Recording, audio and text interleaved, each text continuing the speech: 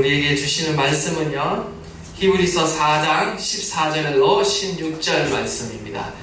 히브리서 4장 14절로 16절 말씀, 우리 짧은 세 구절인데요, 우리 한 목소리로 우리 다 함께 봉독하도록 하겠습니다. 시작. 그러므로 우리에게 큰 대제사장이 계시니 승천하시니 곧 하나님의 아들 예수시라. 우리가 믿는 도리를 굳게 잡을지어다. 우리에게 있는 대제사장은 우리의 연약함을 동정하지 못하실 리가 아니요 모든 일에 우리와 똑같이 시험을 받으신 이로되 죄는 그러므로 우리는 구하심을 받고 때를 따라 돕는 은혜를 얻기 위하여 은혜의 보좌 앞에 담대히 나아갈 것이니라. 아멘. 예, 한 번 더 우리 좌우 앞뒤로 한번 인사하도록 하겠습니다. 하나님은 살아계십니다. 예, 다들 믿으시죠? 예, 그 하나님 앞에 우리가 더욱 적극적으로 반응하고 나가고, 예, 또 힘쓰는 저희들이 될 수 있기를 간절히 바랍니다. 한병철 교수님의 피로사회라는 책이 있습니다. 저자는요, 우리가 살고 있는 이 시대를 법과 질서, 또 엄격한 규율이 지배했던 중세, 그리고 근대 규율사회에서 자본에 의해 움직여지는 성과사회로 우리가 변화됐다라고 이렇게 이야기하고 있습니다. 그 책을 보면요, 규율사회에서 권력자가 규율을 정하고 개인들을 노예로서 착취하거나 자신이 정한 이데올로기, 그리고 어떤 목표에 봉사하도록 책찍질한다 라고 이렇게 말하고 있어요. 반면 성과사회의 권력자는 어떻게 하는가? 개인에게 무한 자유를 줍니다.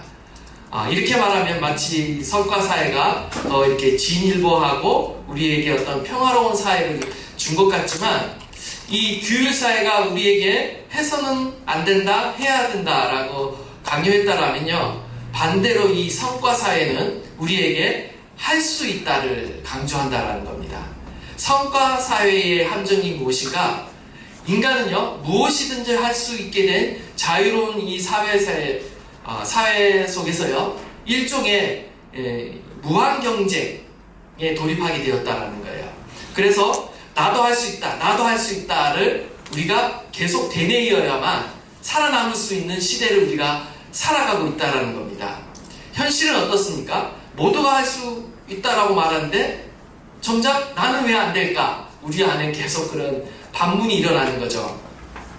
자본주의 사회는 그런 개인들에게 갖가지 어떤 성공학 개론서와 어떤 황금의 꿈을 제시하면서 당신도 할 수 있다라고 계속 우리를 부추기고 있다라는 것입니다. 하지만 어떻습니까? 그럴수록 아무리 해도 되지 않는 사람은요, 결국 어떤 우울감과 피로감을 더욱 느낄 뿐이다 라고 이렇게 말하고 있는 것입니다. 이 책에서 과도한 성과에 집착하는 것은 결국 영혼을 병들게 만든다 라고 이렇게 말하고 있습니다. 광중민 목사님의 안식의 영성이라는 책을 보면요, 예수님은 무거운 짐 때문에 직면하는 이러한 모든 피곤의 위험을 우리 예수님은 잘 알고 계신다라고 이렇게 말하고 있는데요, 뭐라고 얘기하냐면 예수님은 우리를 안식으로 초대하신다라고 이야기하고 있습니다. 피곤의 시대를 살아가는 우리 가운데 참된 복음은요, 우리가 쉴 곳이 어디인가, 참된 쉴 곳이 어디인가, 참된 안식이 어디인가 하는 것입니다. 주님께서는요, 참된 안식을 우리 가운데 제공해 주시는 분이십니다. 지금 이렇게 주일 아침 일찍부터, 사실 이 주일이 어떻습니까? 유일하게 쉴 수 있는 날인데 여러분 편하게 이렇게 주무시고 이 피곤을 푸셔야 되는데, 또 이렇게 교회에 나와서 하나님께 예배함으로 인해서 우리가 지친 몸, 또 피곤한 몸을 이끌고 이렇게 나왔잖아요. 우리가 이렇게 나온 이유가 있습니다. 몸은 피곤하지만 우리에게 영혼의 안식을 주시는 그 하나님을 바라보며 저와 여러분이 이 자리에 나온 줄 믿습니다. 아멘. 성경은 참된 안식은 오직 주님만이 주실 수 있다라고 우리에게 말씀하고 있습니다. 오늘 우리가 다 읽지는 않았어요. 그러나 이 히브리서 4장은요, 안식에 대한 주제를 이렇게 계속 이야기하고 있습니다.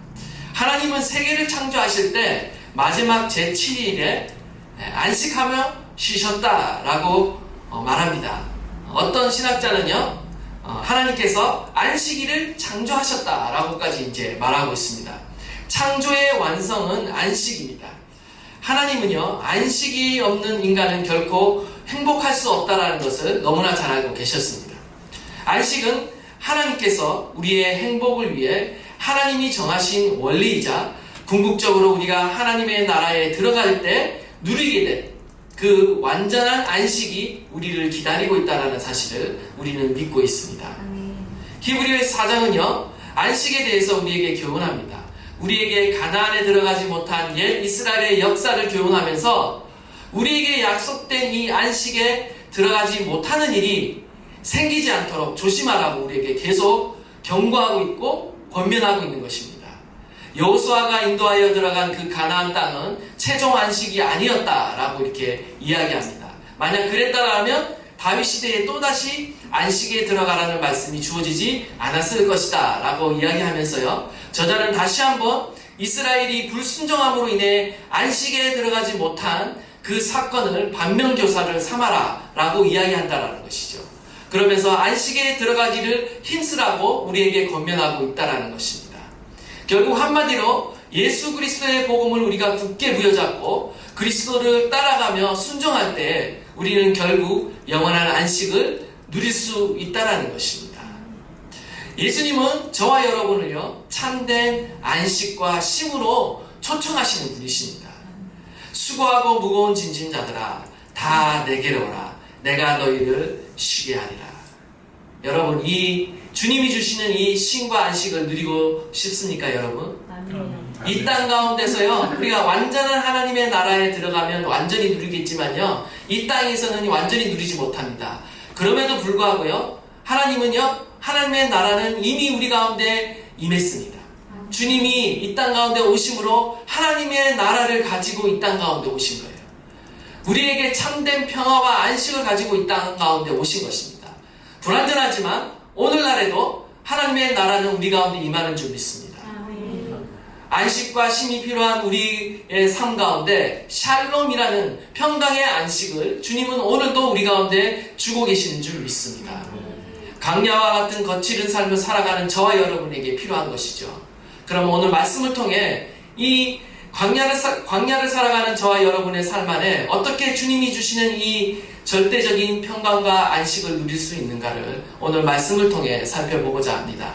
우리 14절 말씀, 우리 다 함께 다시 한번 큰 목소리로 봉독하도록 하겠습니다. 시작! 그러므로 우리에게 큰 대제사장이 계시니 신천하시니 곧 하나님의 아들 예수시라. 우리가 믿는 도리를 굳게 잡을지어다. 아멘.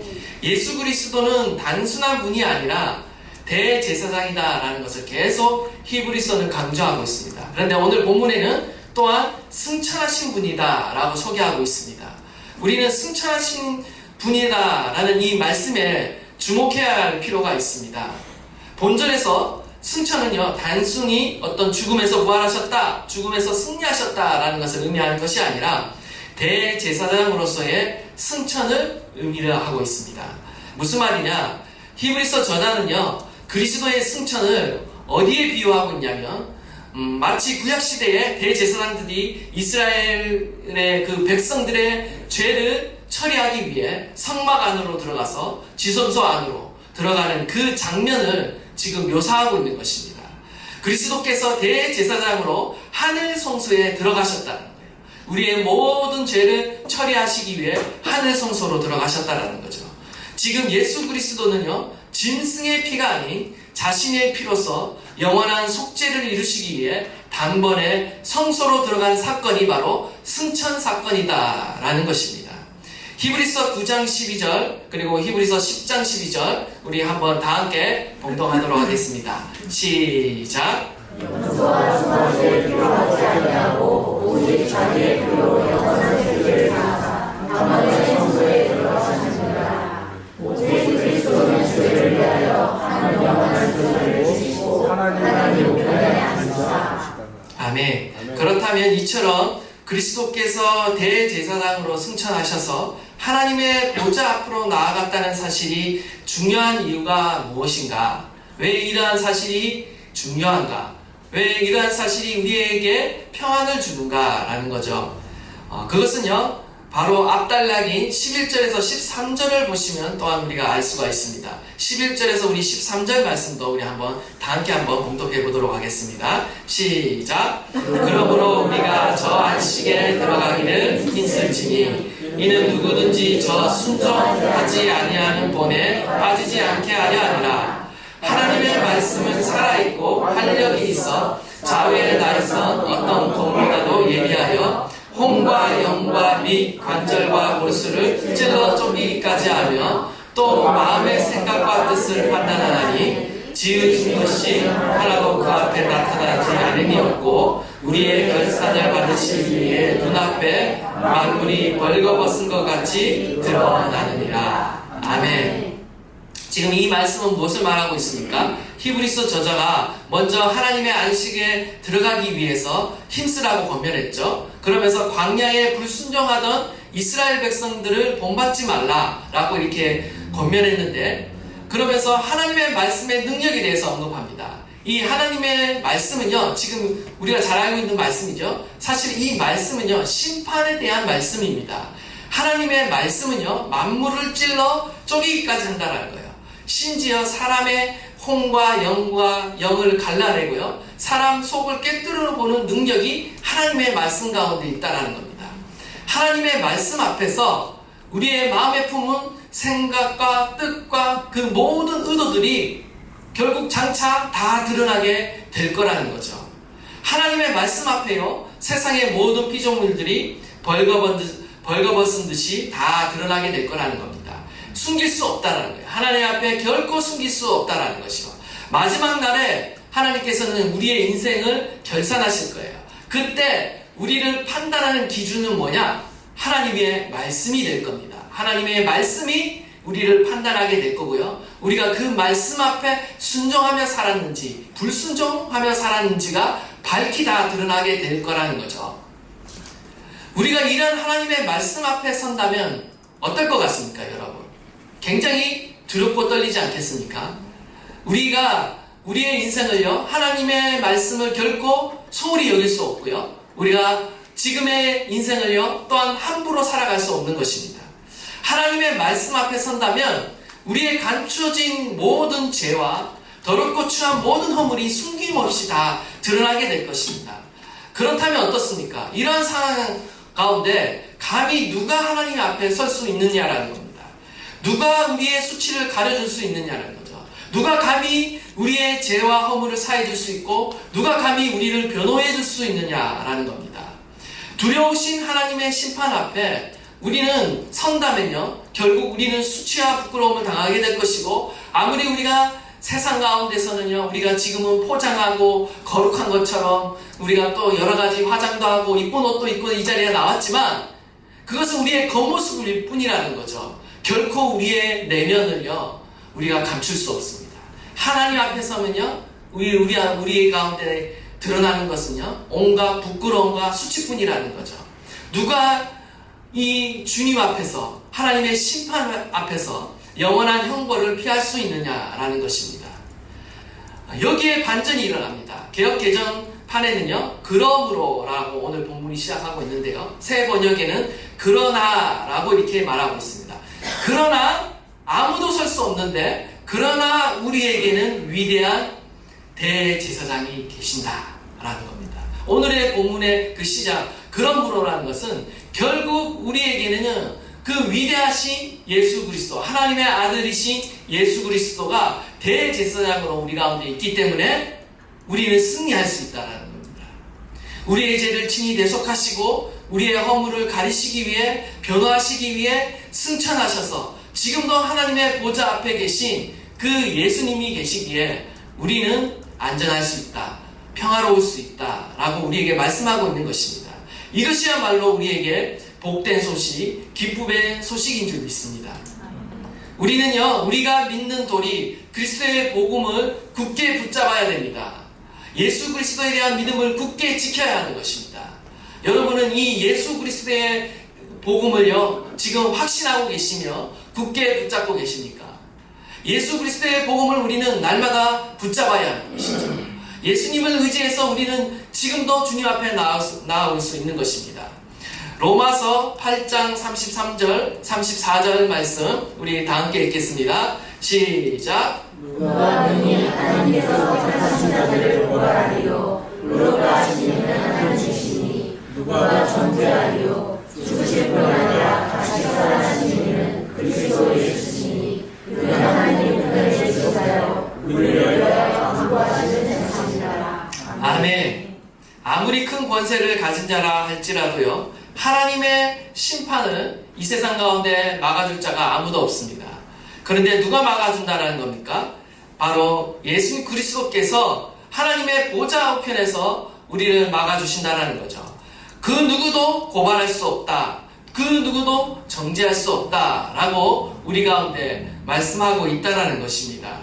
요한일서 2장 1절 나의 자녀들아 내가 이것을 너희에게 쓰면 너희로 죄를 범하지 않게 하려 함이라. 만일 누가 죄를 범하여도 아버지 앞에서 우리에게 대언자가 있으니 곧 의로우신 예수 그리스도다 라고 이렇게 말씀하고 있습니다. 사도 요한도 말씀하고 있죠. 하나님의 보좌 우편에 하나님의 아들 의로우신 예수 그리스도가 계신다라는 것입니다. 모든 정죄로부터 모든 심판으로부터 우리를 변호해 주시고 보호해 주시는 분이 우리에게 있다라는 사실을 여러분 기억하시기 바랍니다. 아멘. 우리가 하나님 앞에 나갈 때 가장 먼저 걸리는 것이 무엇인가요? 우리가 세상을 분주하고 바쁘게 살다가 정작 하나님의 도우심을 구하려고 나갈 때 우리는 항상 우리의 연약한 모습이 보입니다. 우리의 죄악이 보이고요. 우리의 실수가 보이고 허물이 보이고 하나님 앞에 바르게 살아가지 못한 그런 모습들이 보입니다. 그럼에도 불구하고 주님께서는요 우리의 이 모든 죄와 허물을 사하시고 지금 십자가 그 고난을 통과하셔서 우리의 모든 죄를 영원히 사하시고 지금 하나님의 보좌 우편에서 우리를 중보하신다. 우리를 변호하신다. 우리를 대변하신다라는 이 놀라운 복음을 저와 여러분이 받았다라는 것입니다. 저와 여러분이 이 복음을 믿을진데 우리는 그 어떠한 상황 속에서도 그 어떠한 실수와 넘어짐 속에서도 우리는 안식하며 주님 안에서 안식하며 평화를 누릴 수 있다라고 우리에게 교훈하고 있는 것입니다. 따라서 우리는 오늘도 이러한 예수 그리스도를 굳게 붙잡고 살아가야 하는 것이죠. 오늘도 우리는 계속해서 그리스도의 말씀에 순종하며 굳건하게 믿음을 지켜야 하는 것입니다. 어떤 원수마귀도 우리를 정죄할 수 없습니다. 우리는 오늘도 담대하게 주님의 보좌 앞으로 나아갈 수 있습니다. 담대하게 주님 앞에 나가시는 저와 여러분 되시기를 간절히 축원합니다. 두 번째로 그리스도는 우리의 모든 연약함과 고난을 담당하는 분이시다라는 거예요. 우리 15절 말씀 다시 한번 봉독하도록 하겠습니다. 시작. 우리에게 은혜를 우리의 연약함을 도와주실 것이가 아니요 모든 일에 우리와 똑같이 시험을 받으시기를 죄를 없으시니라. 아멘. 동정하지 못하실 이가 아니다 라고 말하고 있는데요. 동정하지 못하실 이가 아니다. 이중부정문이라서 굉장히 무슨 말인지 동정을 많이 하시는 분이시다 라는 겁니다. 네. 이 동정하다라는 단어가 헬라어로 심파데오입니다. 심파데오. 말도 어려운데 쉰이라는 전치사와 파스코라는 그 단어의 합성어입니다. 뜻은 함께 겪다, 함께 고난을 당하다라는 것입니다. 동정하다라는 것은요, 함께 겪고 함께 고난을 당하다는 의미예요. 여기서 공감하다, 동정하다라는 이제 의미로 확장이 되는 것이죠. 하나님의 아들인 그분은요, 우리와 동일한 감정을 지니셔서 우리의 연약함을요, 동일하게 느끼시고 공감하신다. 우리의 처지를 이해하신다라는 것입니다.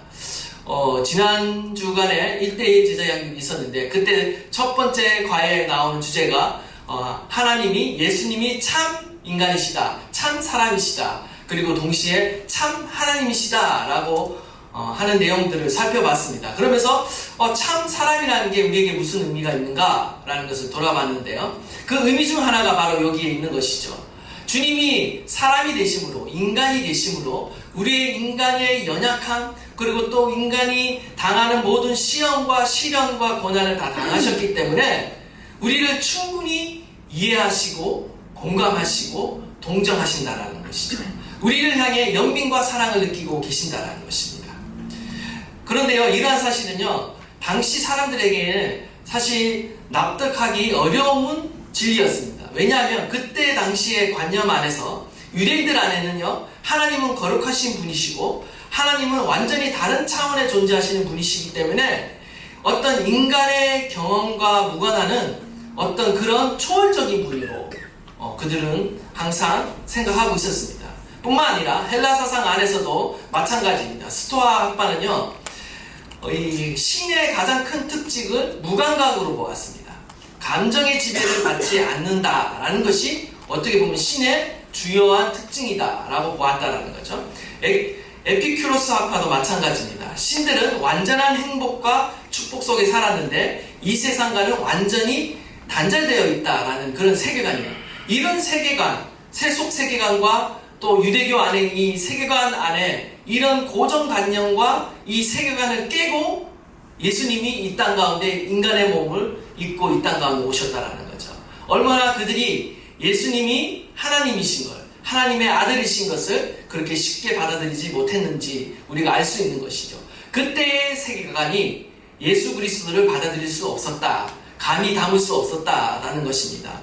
오늘날에도 마찬가지겠죠. 예수님은 모든 세계관을 깨부수시고요, 이 땅 가운데로 우리의 삶의 현장 가운데로 들어오셨다라는 것입니다. 똑같은 사람이 되셨고요, 똑같은 감정을 공유하시고 동일한 연약함을 경험하셔서 우리를 완전히 이해하실 뿐만 아니라 완전히 도우실 수 있다라는 것입니다. 여러분 믿으십니까?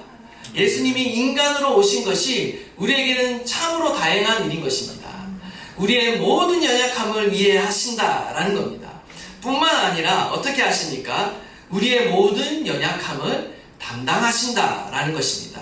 마태복음 8장 17절입니다. 이는 선지자 이사야를 통하여 하신 말씀에 우리의 연약한 것을 친히 담당하시고 병을 짊어지셨다 함을 이루려 하시니더라. 예수님이 이 땅 가운데 인간의 몸을 입고 오신 것은요, 우리의 모든 연약함과 질병을 담당하시기 위해 오신 겁니다. 우리의 연약함을 예수님께서는 지십니다. 해결해 주시고요, 저와 여러분을 구원하시는 하나님이시라는 겁니다. 주님은요, 결코 우리가 시험과 고난과 어려움 가운데 있을 때요, 그냥 멀리서 관망하는 분이 아니라는 것입니다. 그냥 저 높은 곳에서 우리의 현실의 삶과 동떨어지게 그냥 멀리 존재하시는 분이 아니라는 거예요. 우리의 삶의 현장 가운데요, 고난의 현장 가운데로 찾아오시는 분이시라는 거죠. 오늘날에는 어떻습니까? 육신의 몸은 있지 않으나 성령을 통해 우리 안에 내주하시고 더 친밀하게 우리의 삶의 현장 가운데로 다가오신다라는 겁니다. 로마 제국의 식민지였던 이스라엘에서, 그것도 가장 가난한 목수의 가정에서 육체 노동을 하는 그 노동자 계층으로 태어났다라는 것은요, 예수님이 인간이 경험할 수 있는 가난하고 연약한 자들의 그 어려움을 친히 알고 계신다라는 거예요. 뿐만 아니라 우리 예수님이 정규 교육을 받지 못하셨습니다. 배우지 못한 자들의 아픔과 서름도 아실 것입니다.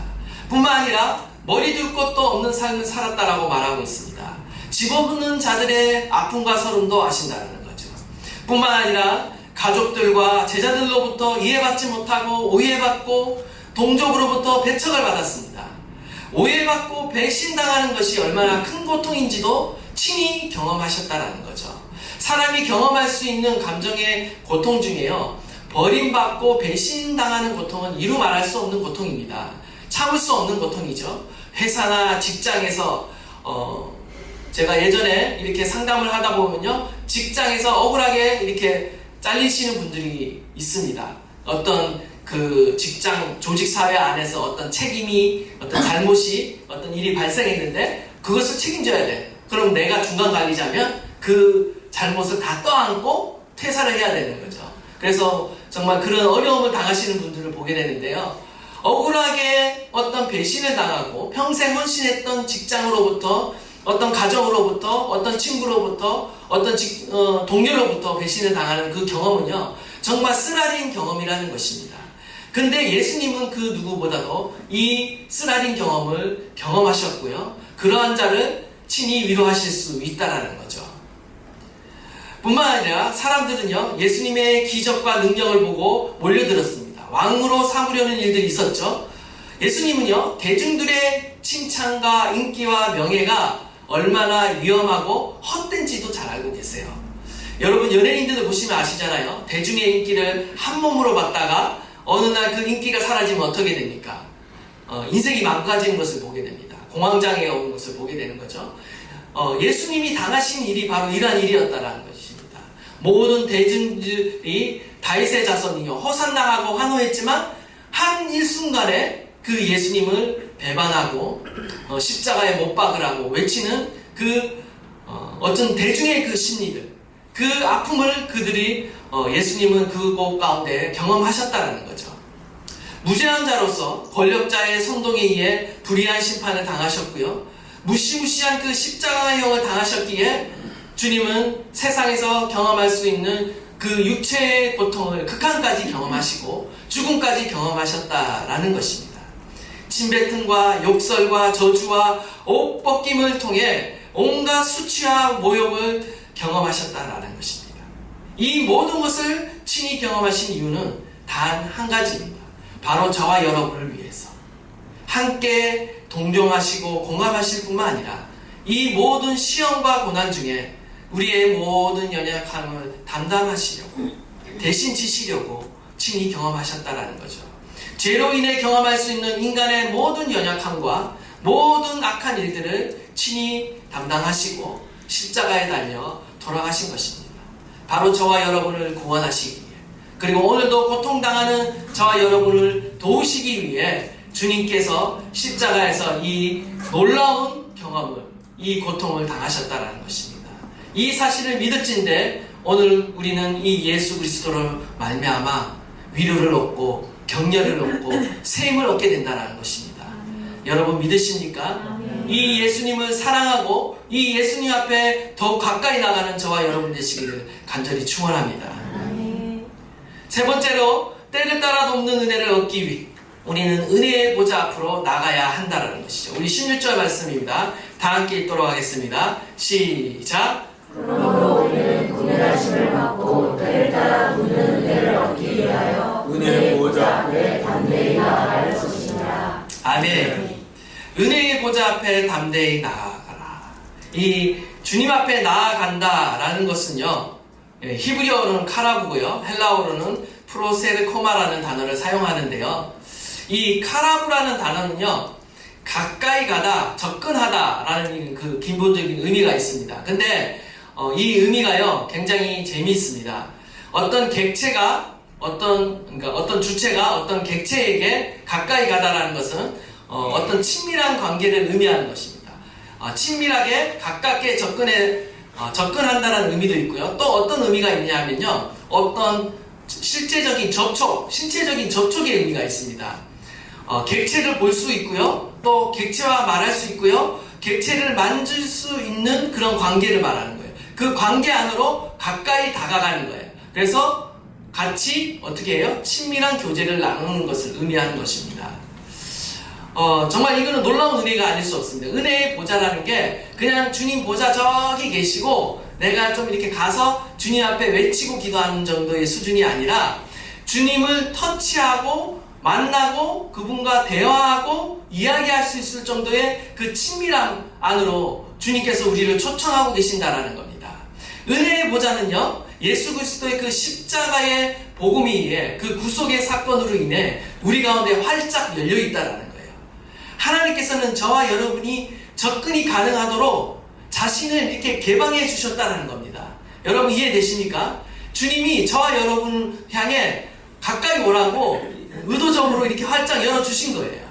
근데 우리는 어떻습니까? 그 하나님께 가까이 나가고 있습니까? 열어주셔도 우리는 주저주저 하며 나가지 못하고 있는 그런 모습이라는 거죠. 그렇기 때문에 우리를 향해 담대히 나아가라고 말씀하고 있는 것입니다. 에베소서 3장 12절을 보면요, 우리가 그 안에서 그를 믿음으로 말미암아 담대함과 확신을 가지고 하나님께 나아감을 얻었느니라 라고 말하고 있습니다. 예수로 말미암아 성도들은요, 하나님의 그 은혜의 보좌 앞에 가까이 접근할 수 있는 특권입니다. 이거는 하나님께서 우리에게 주신 특권이에요. 가까이 접견할 수 있다. 특권이죠. 이 세상 나라에서도 누군가 위대하신 분, 모르겠습니다. 대통령이 요즘 이렇게 만나고 싶은 분인지는 모르겠지만, 어쨌든 우리가 쉽게 만날 수 있는 분들은 아니잖아요. 그런데 우리가 쉽게 범접할 수 없는 그분을 쉽게 접견할 수 있는 특권을 하나님께서 우리에게 주셨다라는 것입니다. 친밀하게 가까이 나아가라고 우리에게 말씀하고 있습니다. 이 담대히 나간다라는 것은요, 마치 이런 것입니다. 담대히 나가는 신분이 있습니다. 그 당시에, 예수님 시대 당시에 담대히 나갈 수 있는 신분은요, 아무나 담대히 나갈 수 있지 않습니다. 예를 들면 어떤 노예나 야만인의 신분으로는 이 담대히 나간다라는 단어를 사용하지 않습니다. 이 신분에는요, 그때 당시 헬라어의 담대히라는 단어는요, 그런 신분에는 사용되지 않습니다.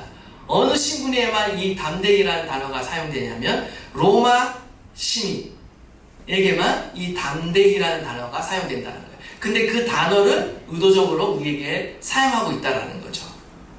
은혜의 보좌 앞으로 담대히 나아가는 것은요, 우리의 신분이 하나님의 자녀이라는 거예요.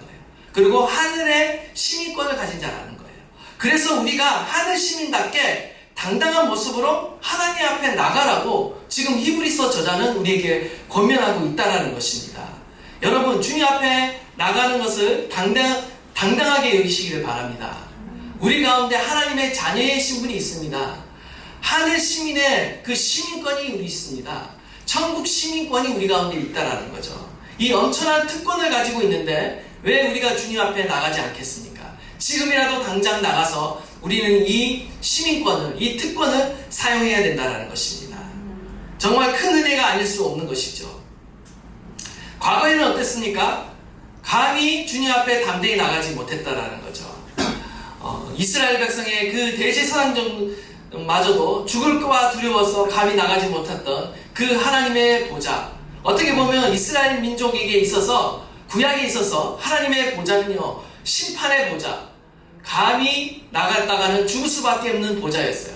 근데 예수님이 이 보좌의 의미를 바꿔주시는 거죠. 어떻게 바꿔주십니까? 은혜의 보좌로 바꿔주셨어요. 언제나 나갈 수 있는 보좌로 바꿔주셨다는 겁니다. 우리는 그리스도 안에서 재물도 필요 없고 죽을 위험도 없습니다. 매일 매 순간 언제든지 주님의 보좌 앞에 담대히 나가 그분의 도우심을 구할 수 있고, 그 주님 앞에 우리의 모든 억울함을 풀어달라고 호소할 수 있다는 것입니다. 누가 감히 최고의 권력자 앞에 나가서 우리의 어떤 소원을 아뢰 수 있겠습니까? 저와 여러분은 할 수 있다는 것이죠. 예수로 말미암아 하나님은 우리의 아버지가 되시고 우리는 그분의 사랑받는 자녀가 되었습니다.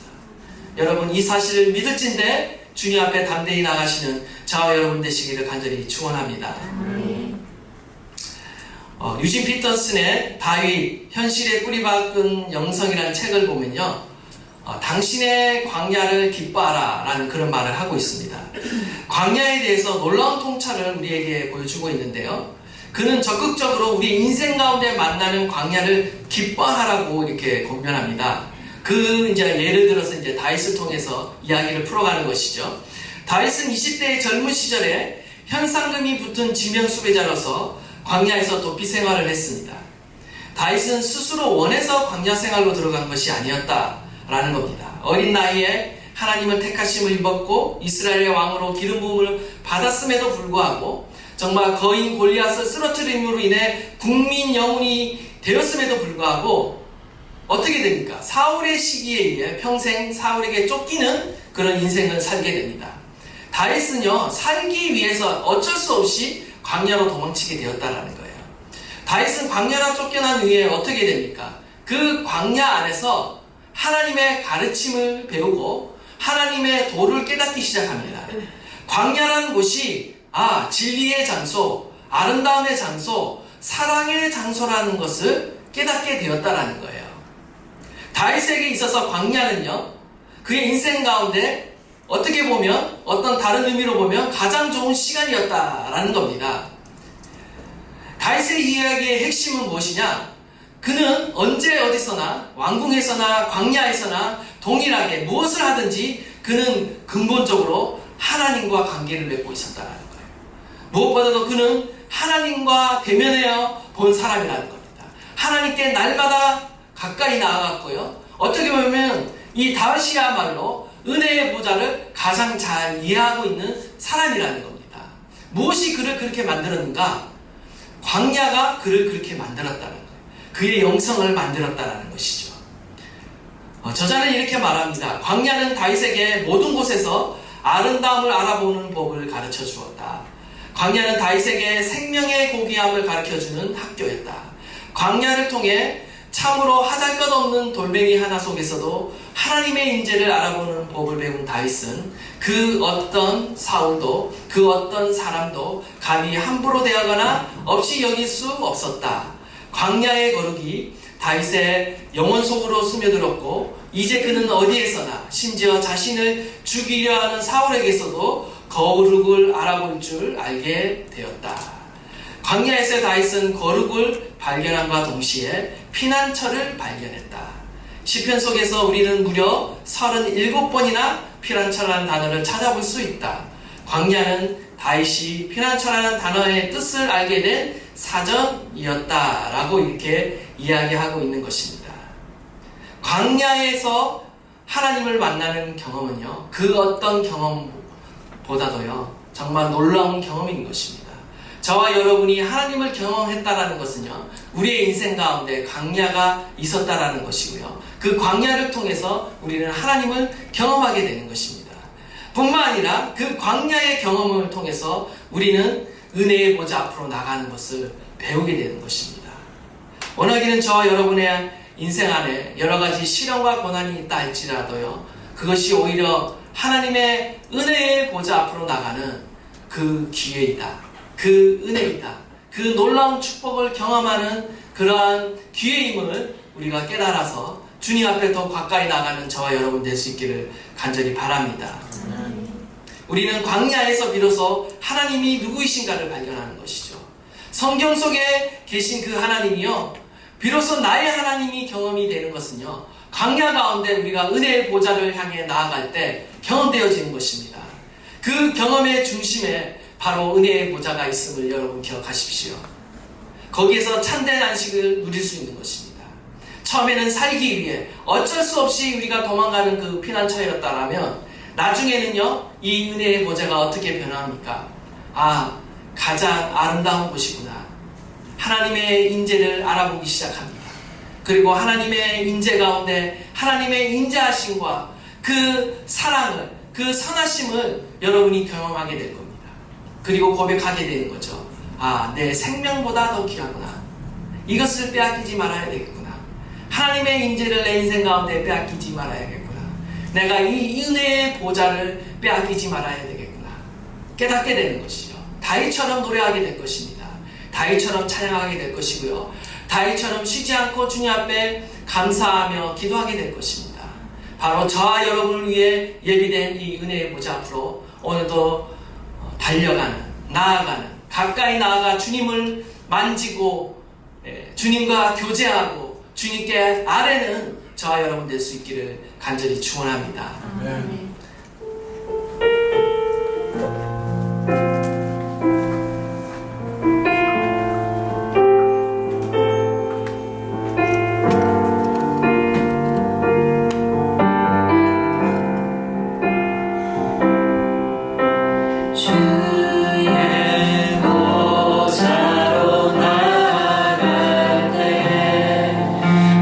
어떻게 나가야 할까?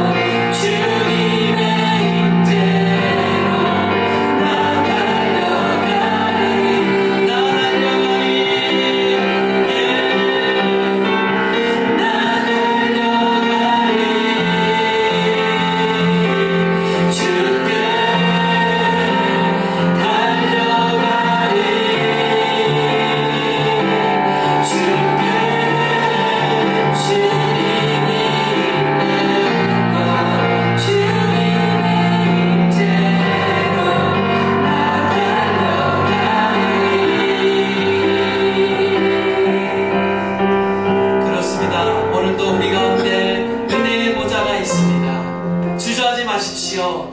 오늘도 그 은혜의 보좌 앞으로 때를 따라 돕는 그 은혜를 얻기 위해, 하나님의 그 놀라우신 은혜를 얻기 위해 오늘도 우리는 주님 앞에 가까이 나아가야 될 줄 믿습니다. 주님 앞에 더 가까이 나아가십시오. 주저하지 마십시오. 멈추지 마십시오. 주님께 가까이 달려가십시오. 주님이 우리를 위해 그 문을 활짝 열어놓으시고 우리를 맞이하시는 줄 믿습니다. 우리를 만나주시고요, 우리 가운데 놀라운 일을 행하실 줄 믿습니다. 그 주님 앞에 오늘도 우리가 고백하며 나아가기를 원합니다. 수고하고 무거운 짐진 자들아 다 내게로 오라. 내가 너희를 쉬게 하리라. 주님의 그 은혜를 받으십시오. 주님의 그 능력을 받으십시오. 주님이 말씀하시는 그 음성을 들으십시오. 주님의 음성을 듣는 자는 살아나게 될 줄 믿습니다. 오늘도 주님께서 우리 가운데 말씀하시고 그 말씀의 능력으로 우리를 변화시키시며 놀라운 일을 하실 줄 믿습니다. 우리 다 함께 주여 부르짖고